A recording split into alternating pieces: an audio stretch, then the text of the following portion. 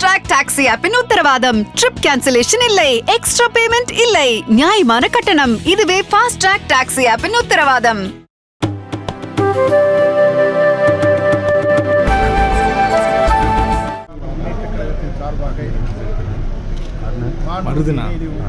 புரட்சித் தலைவர் எம்ஜிஆர், மாண்பு இதயதெய்வம் புரட்சித் தலைவர் அம்மாவுடைய ஆசியோடு கழகத்தின் பொதுச் செயலாளர், எதிர்க்கட்சித் தலைவர் மாண்பு எடப்பாடியாருடைய நல்லாசியோடு இன்று அன்பிற்கினிய சகோதரர் திருவாளர் அருணாச்சலம் அவர்கள் திருப்பூர் நாடாளுமன்ற வேட்பாளராக அறிவிக்கப்பட்டு மனு தாக்கல் செய்யப்பட்டிருக்கிறது.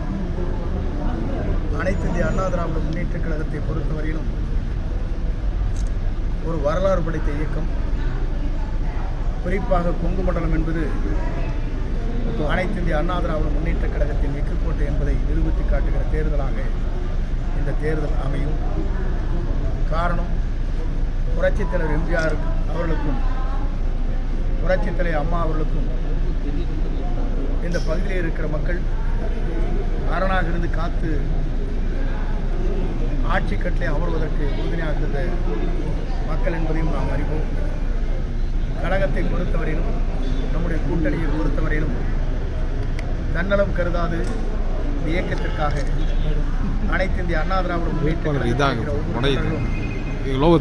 தனக்கு காட்டிலும் இந்த இயக்கம்தான் பெரிது என்ற முறையில் தன்னலம் கருதாத இந்த இயக்கத்திற்காக தங்களை அர்ப்பணித்துக் கொண்டு அயரால் உழைத்து வருகிற கழக தொண்டர்களும் கூட்டணி கட்சியை சார்ந்தவர்களும் அதே போல இங்கே அரணாக காத்து வருகிற வாக்காளர் பெருமக்கள் பொதுமக்கள் அனைவருடைய நல்லாசியோடும் நம்முடைய அன்பிற்கினிய சகோதரர் திருவாளர் அருணாச்சலம் அவர்கள் மாபெரும் வெற்றி ஈட்டுவார் என்பதிலே எந்த தயக்கமும் இல்லை, எந்த அச்சமும் இல்லை. வெற்றி என்பது நிர்ணயிக்கப்பட்ட ஒன்றாக இருக்கிறது. கூட்டணியை பொறுத்தவரையிலும் தேமுதிக, அதே போல இஸ்லாமிய பெருமக்களுடைய எஸ்பிடிஐ இயக்கத்தை சார்ந்தவர்கள் நம்மோடு இணைந்து அந்த பணிகளை மேற்கொண்டு வருகிறார்கள். ஆகவே நம்முடைய கூட்டணியை பொறுத்தவரையிலும் வலிமையான கூட்டணியாக இன்று அமைந்து கொண்டிருக்கிறது. அதே போல டாக்டர் கிருஷ்ணசாமியுடைய இயக்கம் நம்மோடு இணைந்து அந்த பணிகளை மேற்கொண்டு வருகிறது. வலிமையாக இருக்கிறது.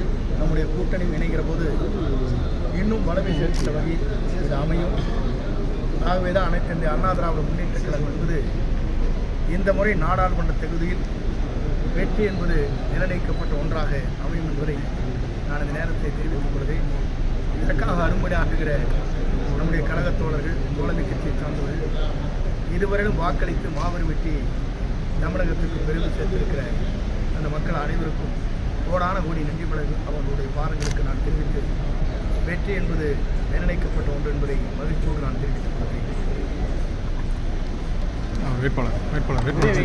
புரட்சித் தலைவர் எம்ஜிஆர், புரட்சித் தலைவி அம்மா, புரட்சித் தமிழர் எடப்பாடியார் அவர்களை வணங்கி திருப்பூர் நாடாளுமன்ற தொகுதியில் என்னை நாடாளுமன்ற உறுப்பினராக தேர்ந்தெடுக்கும் பட்சத்தில் திருப்பூர் நாடாளுமன்ற தொகுதிக்குட்பட்ட அனைத்து பொதுமக்களுடைய அடிப்படை தேவைகளையும் பூர்த்தி செய்து கொடுப்பேன் என்றும்,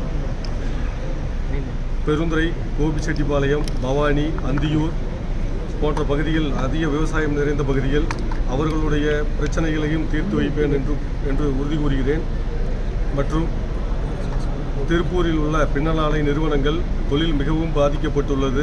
அந்த தொழிலை மீட்டெடுக்க இந்த பாராளுமன்ற பொதுமக்களினுடைய சார்பாக எனது குரல் நாடாளுமன்றத்திலே ஒலிக்கும் என்பதை உறுதியாக சொல்லிக்கொண்டு, நமது நாடாளுமன்ற தொகுதிக்குட்பட்ட சிறுபான்மை சகோதரர்களுக்கு என்னைக்கும் அனைத்திந்திய அண்ணா திராவிட முன்னேற்றக் கழகமும் நானும் உறுதுணையாக இருப்போம் என்று கூறிக்கொண்டு விடைபெறுகிறேன். நன்றி, வணக்கம். ஆனால் ஒரு பக்கம் மத்தியில் ஆளும் கட்சி, ஒரு பக்கம் மாநிலத்தில் ஆளும் கட்சி போட்டிடுறாங்க. அவங்களை எதிர்த்து உங்களோட பிரச்சாரம் எப்படி இருக்கு? அங்கே கீழே விட அங்கே விட தமிழகத்தை பொறுத்தவரையிலும் வலுவான எதிர்க்கட்சியாக நாம் இருக்கிறோம். 8 முறை அனைத்து இந்திய அண்ணா திராவிட முன்னேற்றக் கழகம் ஆட்சி கட்டளை அமர்ந்து ஆட்சி நடத்தி இருக்கிறது. ஆகவே உங்களுக்கு அந்த அச்சமே தேவையில்லை. நன்றி, வணக்கம்.